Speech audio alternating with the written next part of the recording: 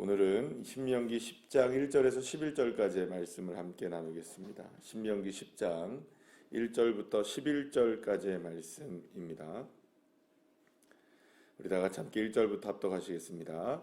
그때 여호와께서 내게 이르시기를 너는 처음과 같은 두 돌판을 다듬어 가지고 산에 올라 내게로 나아오고 또 나무괴 하나를 만들라.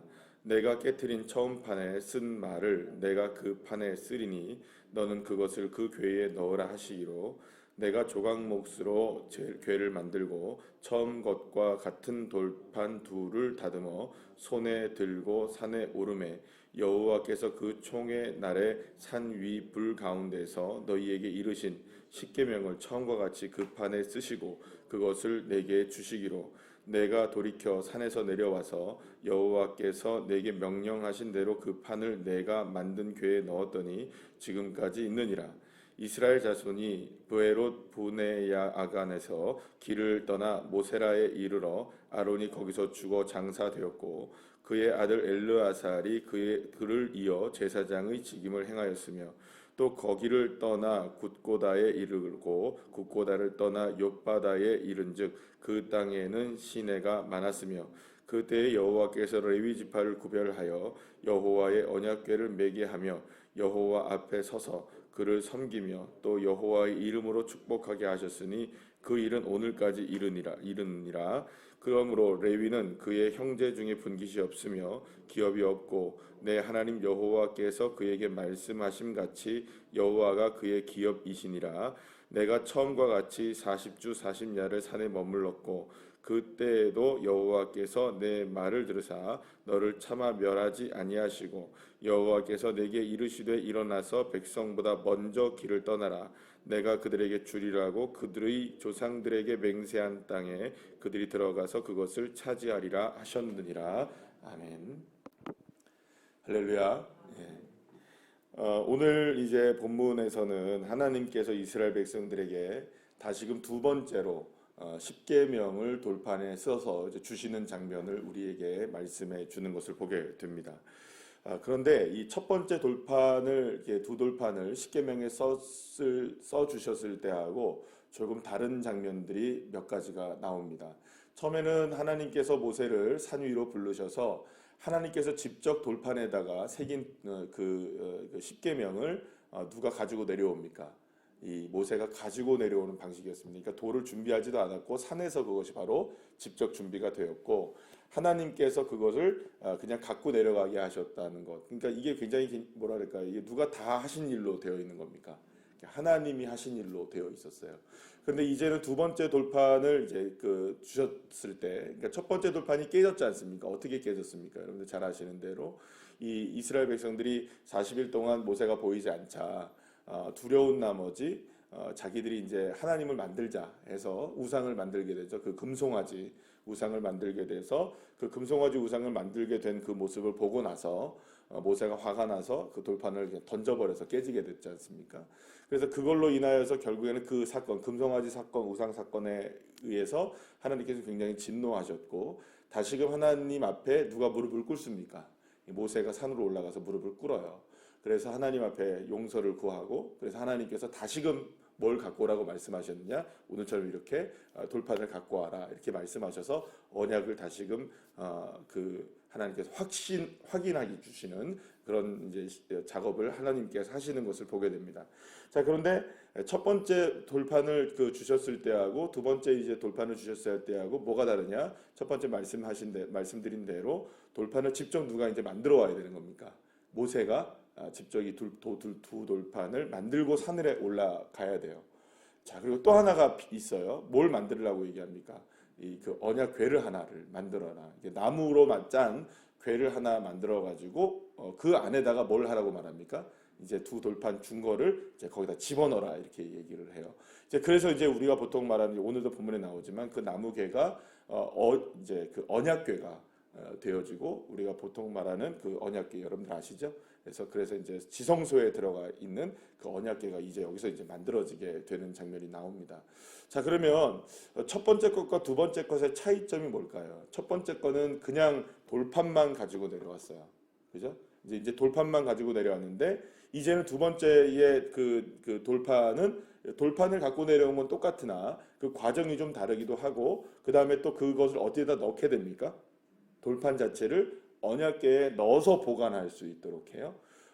그런데 이제 여기서 이제 한 가지는 이제 그 차이점 중에 하나는 먼저 하나 말씀드릴 거는 이제 먼저 이제 이런 그 과정들을 거치게 했다는 거예요. 그러니까 뭐냐면 하나님께서 일방적으로 언약을 주시긴 주시지만 이제는 누구의 책임도 필요하다는 걸 말씀하는 걸까요? 이스라엘 백성들의 정말 책임도 필요하다는 거예요. 그러니까 언약을 지켜내는 데 있어서 누구의 책임도 필요하다는 겁니까? 일방적으로 하나님만 이 모든 것들을 책임지는 게 아니라 이 책임에 있어서 쌍방의 언약이라는 걸 분명히 기억해야 한다는 개념이죠. 그러니까 너가 노력을 해서 이 돌판을 갖고 와야 되고, 네가 만들어낸 그 언약궤에다가 내가 만든 언약궤를 넣어서 보관해라, 이런 겁니다. 그러니까 하나님이 만들어 주시긴 하셨지만 그 하나님이 만든 것에 대해서 인간 자체도, 그러니까 이스라엘 백성들도 여기에 상응하는 노력이 필요하다는 것을 이 언약궤를 만들고 두 돌판을 만들어서 가지고 올라가는 이 모세의 모습을 통해서도 드러나게 된다는 것이죠. 또 한 가지는 이제 틀린 점이 뭐냐, 다른 점이 뭐냐 하면 이 언약궤에다 집어넣었다는 것 자체가 좀 다르죠. 그 돌판만 있는 거하고 언약궤에 돌판을 집어넣는 거고. 여러분, 그렇다면 왜 언약궤에다가 돌판을 집어넣을까요? 그 보관이라는 의미는 어떤 의미일까요? 그냥 단순히 그냥 보관한다는 의미일까요? 보호한다는 의미죠. 그렇죠. 그러니까 돌판이 더 이상 상하지 않게 하고 돌판이 깨지지 않게 하시기 위한 하나님의 일종의 방법이신 거예요. 그래서 그 돌판을 그 언약궤에다 집어넣음으로 인하여서 더 이상 돌판이 깨지지 않도록 하나님이 보호하신다는 거예요. 근데 여기서 끝나지 않습니다. 오늘 본문에 보면 이 돌판을 지키기 위한 사람들이 나옵니다. 그러니까 돌판을 지키는데 사실은 뭘 지킨다고 나옵니까? 언약궤를 지키죠. 언약궤를 여호와 하나님 앞에서 지키고 그것을 통하여서 이스라엘 백성들이 접근하지 못하게 하고 또 언약궤를 계속해서 메고 갈 수 있는 사람들을 하나님께서 따로 구별하세요. 그 사람들이 누구입니까? 레위 지파였던 거예요. 그러니까 이 말은 무슨 말이냐면 결국에는 하나님이 지금 계속 집중하는 것은 레위 지파를 만들기 위해서 레위 지파를 구별되게 한 이유가 뭐냐? 언약궤를 보호하기 위해서였던 거예요. 그러면 언약궤 자체를 보호하기 위해서였을까요? 아니면 십계명 그 두 돌판을 보호하기 위해서일까요? 물론 둘 다이지만 뭘 보호하기 위해서일까요? 십계명을 보호하기 위해서죠. 그러니까 십계명을 보호하기 위해서 언약궤를 만들어 놓은 것이고 그 언약궤를 보호하기 위해서 누구를 만든 겁니까? 레위 지파를 만들었으니 레위 지파의 레위 지파가 해야 했던 사명은 어떤 거냐? 단순하게 언약궤를 지키자 이게 아니라 나무 상자를 지키는 게 아니라 그 안에 있는 들어가 있는 십계명 두 돌판을 상하지 않게 하고 해하지 않게 하기 위해서 누구를 세운 겁니까? 그걸 맡겨진 레위 지파를 세우게 되었던 거예요. 그러면 하나님께서 이전과는 다르게 두 가지의 장치를 만들어 놓으셨죠. 뭐가 상하지 않도록, 언약이 상하지 않도록. 그러니까 십계명의 언약이 하나님께서 이스라엘 백성들과 맺은 10가지의 계명의 언약이 해함과 상함을 받지 않도록, 깨지지 않도록 두 가지 안전장치를 만들어 놓은 거예요. 하나는 물리적으로 언약궤를 만든 거고요. 두 번째는 뭡니까? 그 언약궤를 지키도록 사람들을 배치한 겁니다. 그럼 왜 이렇게 하셨을까요, 하나님이? 뭐 지금 다 말씀드렸잖아요. 언약궤를 그러니까 십계명을 보호하기 위해서요. 그러면 단순하게 십계명을 보호하고 돌판을 보호하는 걸까요? 아니죠. 왜 그럴까요? 그러니까 하나님께서 지금 이스라엘 백성들에게 오늘도 본문 말씀에서 조상들에게 언약한 땅 이렇게 맹세한 땅 이런 식으로 나오죠. 11절 말씀에. 그러니까 계속해서 하나님은 누구와 맹세했다, 누구와 언약했다라는 말씀을 계속 지금까지 하고 있냐면 이스라엘 백성들과 하나님이 계속해서 언약을 했다. 내가 너희들 조상들에게 이 땅을 주기로 약속을 했다. 그러니까 그 약속을 나는 지킨다라는 거죠. 그런데 하나님께서 그 약속을 지키는 방식으로서의 이스라엘 백성들과 언약을 맺은 게 십계명이란 말이에요. 그런데 십계명이 누구 때문에 지금 깨지게 된 상황이었습니까? 이스라엘 백성들이 금송아지 우상을 아론을 중심으로 해서 만들어가지고 그게 깨질 위기에 처해 있었던 거예요. 근데 하나님이 다행히 감사하게도 이 언약을 파괴하지 아니하시고, 그러니까 누가 깨트린 겁니까? 사람이 깨트렸는데 하나님 차원에서도 이 사람이 깨트렸으면 당연히 깨져야 됩니까? 안 깨져야 됩니까? 언약이라는 건 쌍방이잖아요. 그러니까 한쪽에서 깨치면 자연적으로 깨지게 되는 겁니다, 여러분. 그렇잖아요? 그러니까 여러분들 우리 집 뭐 이사를 가거나 집을 계약한다고 했을 때 한쪽에서 일방적으로 계약을 파기해 버리면 그 계약이 성사가 안 되는 거잖아요. 그러니까 이스라엘 백성의 측면에서는 보면 하나님께서 볼 때는 이스라엘 백성이 계약을 파기시킨 거예요. 그러면 여러분 하나님도 그 계약을 파기시켜야 되잖아요. 그러면 어떻게 됩니까? 이전에 있었던 아브라함 시절부터 시작해갖고 모든 언약, 그리고 그 이상의 언약도 있잖아요. 노아의 언약도 있잖아요. 그 이상의 언약이 있잖아요. 하나님께서 그 아담과 하와가 죄를 졌을 때 이제 여인의 후손을 통해서 발꿈치를 상하게 할 것이다. 뱀의 머리를 상하게 할 것이다. 라고 했던 그 언약. 그리고 그 이전의 언약 뭡니까? 그것이 회복되었을 때에 그 이전의 언약은 또 뭐예요, 여러분? 에덴 동산에서 하나님께서 최초의 인류에게 그 약속하신 언약. 이 모든 언약들까지도 다 어떻게 되는 겁니까? 다 사실은 파기가 되는 거예요. 그러면 여러분 이거는 굉장히 큰 일이 되는 거예요. 누구의 측면에서 본다면? 하나님의 측면에서 본다면 이 계약만 파기된다고 해서 파기되는 게 아니라 모든 계약들이 다 파기돼야 되기 때문에 하나님의 신실하심과 하나님의 언약의 신실하심이 다 무너지게 되는 거예요. 그러면 여러분 하나님의 측면에서는 비록 이스라엘 백성들이 언약을 파기한 건 맞으나 그러나 그 언약을 파기했다고 그냥 방치할 수 있는 것은 아니었다는 거예요. 그러면 하나님은 언약에 신실하신 분이시기 때문에 끝까지 그 언약을 지켜내실 수 있는 방법을 찾으신 거예요. 그래서 결국에는 이 십계명을 다시금 주신 것이고, 그리고 다시금 그 십계명을 주신 것을 보호할 수 있도록 두 가지 안전장치를 만들어내신 거예요. 그러면 여러분 하나님께서 이토록 열심으로 십계명을 다시금 주시고 이 그 언약을 이렇게 보호하시는 이 장치들을 통해 우리가 알 수 있는 건 뭐냐면 하나님은 결코 언약을 깨트리는 분이 아니시다라는 겁니다. 그러니까 하나님은 정말로 어떤 상황이 다가온다 할지라도 하나님이 약속하신 언약은 반드시 지키신다. 사실은 깨트리는 건 우리가 깨트리는 거고 하나님은 변치 않으신다는 거예요.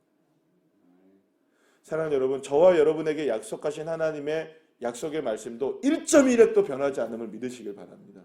그게 우리의 하나님이십니다. 우리의 측면에서 본다면 이거 깨지는 거 아니야? 이거 잘못되는 거 아니야? 이거 문제 있는 거 아니야? 하나님 정말 신실하셔? 하나님은 정말 약속에 정말 우리를 약속을 지키시는 거 맞으신가? 사실은 여러분 변덕이 줄곧 사는 게 우리지 하나님은 아니세요.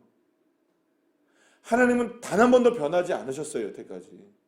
문제는 그분을 바라보는 우리의 시선이 변한 거고 그분을 믿고 있는 우리의 믿음이 변질되는 것이지 하나님은 여태까지 한 번도 변하신 적이 없어요. 그래서 자꾸 우리는 누가 변했다고 이야기합니까? 하나님이 변했다고 이야기해요. 하나님이 변했다고. 그러니까 여러분 하나님은 언약에 정말 신실하신 분이세요.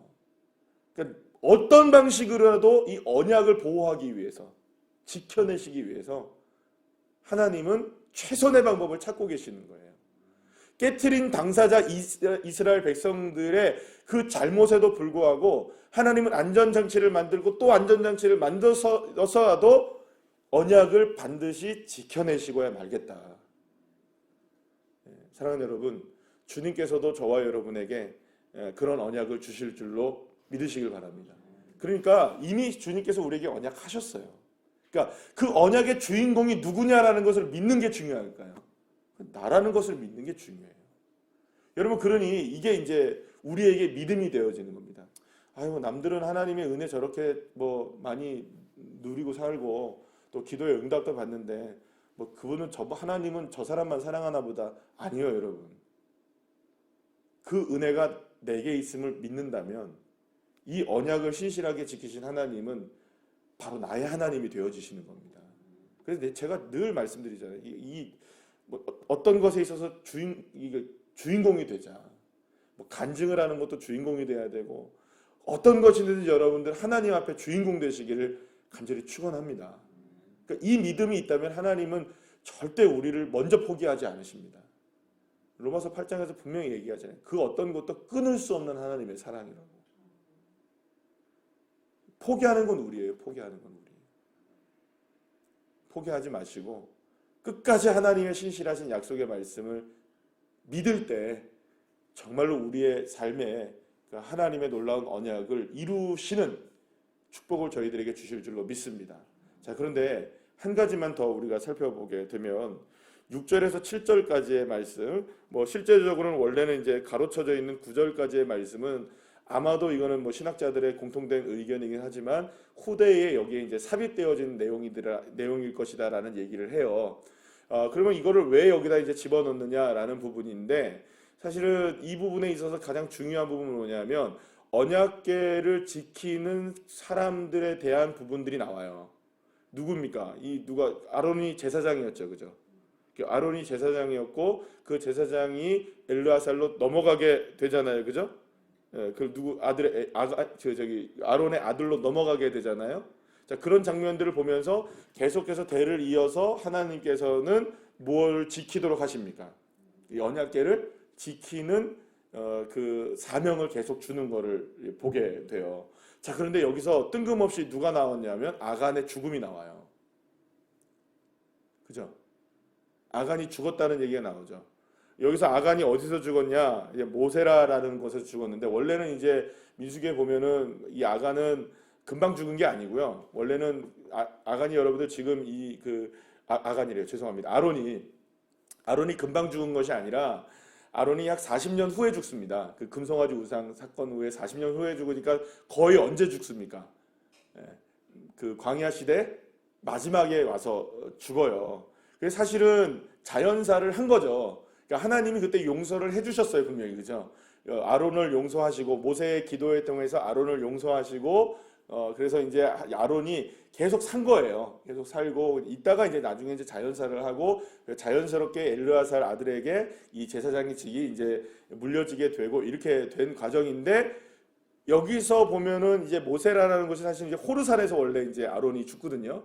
근데 아마도 이제 그 학자들은 뭐라고 생각하냐면 이 호르산에 있는 한 지명이 모세라라는 지명일 것이다라는 생각을 해요. 어쨌든 그게 중요한 것이 아니라 여기서 굳이 마지막에 이 부분에 있어서 십계명을 두 번째 주신 하나님의 이 언약의 모습들을 말씀하면서 모세가 굳이 이 아론의 죽음을 언급한 거는 이때 바로 죽은 게 아니었거든요, 사실. 그래서 40년 후에 죽었는데 그때 죽었다고 얘기도 안 하고 이렇게 금방 마치 죽은 것처럼 이야기하는 이 부분은 그럼 왜 그럴까요, 여러분? 하나님은 언약의 신실하심을 파기하고 깨트린 것을 결코 좌시하지 않으신다는 겁니다. 상당히 무서운 부분이죠. 그러니까 아론의 범죄가 분명하게 하나님이 용서는 하였으나 결국에는 그 아론의 범죄로 인하여서 심각해진 이스라엘의 영적인 위기와 상황들을 결코 하나님이 넘겨주시는 것은 아니었다는 것을 분명하게 말씀하고 있어요. 그러니까 무슨 말이냐? 이거는 하나님이 언약을 얼마나 신실하게 지키시길 원하시는지, 언약을 믿지 못하는 사람들을 향해 하나님은 얼마나 진노하시는지. 여러분, 그렇다면 지금 이 부분은 저와 여러분에게도 동일하게 적용되어지는 거예요. 문제는 뭐냐? 언약을 믿지 않는 사람들을 향한 하나님의 진노. 그러니까 하나님의 언약은 분명한데 그 언약을 신실하게 믿지 못한다면 그 책임은 다 누가 져야 됩니까? 하나님이 지실 필요가 없으신 거예요. 우리가 져야 되는 거죠. 사랑하는 여러분, 여기서 우리가 분명히 깨달아야 되는 것은 하나님이 언약을 얼마나 신실하게 지키시기를 원하시는가. 그러면 우리는 무엇해야 하는가? 그 하나님을 뭐 하면 됩니까? 믿기만 하면 됩니다. 우리는 그 언약의 신실하심만 믿으면 되는 것이죠. 그러니까 우리가 그 하나님의 언약을 자꾸 이렇게 의심하거나 혹은 그 언약을 재단해내거나 언약을 내 마음대로 내 뜻대로 해석하거나 그래서는 안 된다는 겁니다. 하나님의 언약의 말씀을 있는 그대로 믿으시고 여러분들의 약속하신 언약은 뭘까요? 지금 저와 여러분에게 약속하신 66권의 성경 말씀이십니다. 믿으십니까? 그래서 제발 성경을 읽으라고 말씀하십니다. 제발 성경을 읽으셔야 해요. 성경의 말씀을 읽지 않고 언약을 어떻게 알 수 있겠어요? 아니 여러분들 우리에게 계약서가 읽어봐야 되는 거 아니에요? 읽어봐야죠. 그 계약서를 안 읽어보면 되겠습니까? 이 계약서를 좀 읽으셔서 하나님이 우리와 저와 여러분에게 얼마나 놀라운 축복과 사랑을 하고 계시는지, 성경을 읽을 때마다 새롭게 늘 언제나 이렇게 깨닫게 되는 건 뭐냐면 하나님의 사랑이에요. 얼마나 하나님이 끝까지 우리를 사랑하시는데요. 그토록 이스라엘 백성들이 죄를 짓고 그토록 이스라엘 백성들이 하나님의 언약을 파기해도 하나님은 끝까지 인내하시면 누구를 사랑한다고 말씀하냐면 이스라엘 백성들을 사랑한다. 내가 너를 버리지 않는다. 너희는 나를 버렸어도 나는 너희를 품고 끝까지 간다. 이게 누구의 말씀입니까? 하나님의 언약의 말씀. 그 신실하신 하나님의 언약의 말씀이 지금도 여러분 시퍼렇게 살아계십니다. 믿으시죠? 그 믿음을 가지고 이번 한 주간도 넉넉히 이기는 믿음의 자녀들 되시기를 간절히 축원합니다.